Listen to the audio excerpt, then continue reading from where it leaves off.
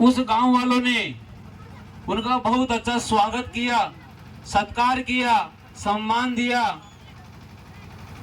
उनको ठहरने के लिए उचित व्यवस्था दी।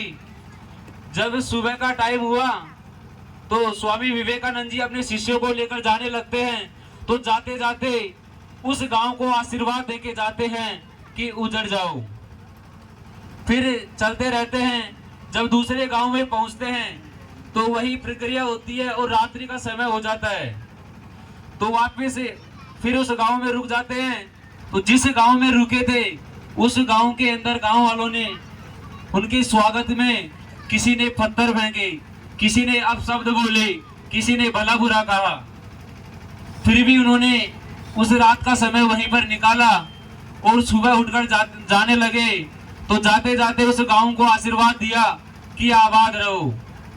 तो उनमें से कोई एक शिष्य थोड़ा चंचल था, उसने पूछ ही लिया कि हे गुरुजी, मेरे ये समझ में नहीं आ रहा है कि जिन्होंने हमारा सम्मान किया, जिन्होंने हमको अच्छा मान सम्मान दिया, आपने उनको आशीर्वाद दिया कि उजड़ जाओ, और जिन्होंने हमारा अपमान किया, अपशब्द कहे, उनसे आपने कहा आबाद रहो। इसका क्या मतलब है?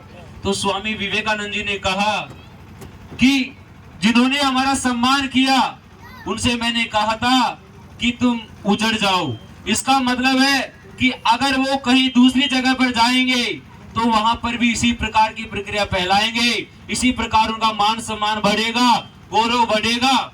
और जिन्होंने हमारा अपमान किया था उनसे कहा मैंने आबाद रहो। इसका मतलब होता है यहीं पर रहो, क्योंकि अगर वो आगे जाएंगे तो आगे जाकर वहां पर भी इसी प्रकार की व्यवस्था फैलाएंगे।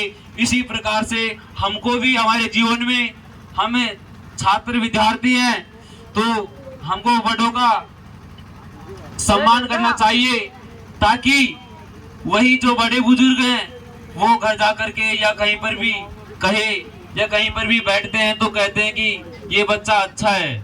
इसी प्रकार से हमको सभी का मान सम्मान करना चाहिए। और इसी कड़ी को आगे बढ़ाते हुए स्वागत के